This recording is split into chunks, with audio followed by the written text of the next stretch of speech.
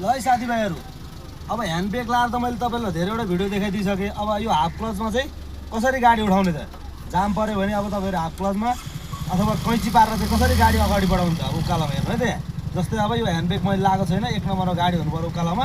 त्यसपछि अब जहिले पनि मैले अस्तिदेखि भन्ने गरिरहेको छु, त्यहाँबाट भिडियो अलिकति क्यामेराले भित्र देखिँदैन, त्यही भएर मैले खुट्टा चाहिँ तपाईँलाई अस्ति नै बनाएर देखाइदिएको छु। अब लाइभ चाहिँ हेर्नु होला अहिले।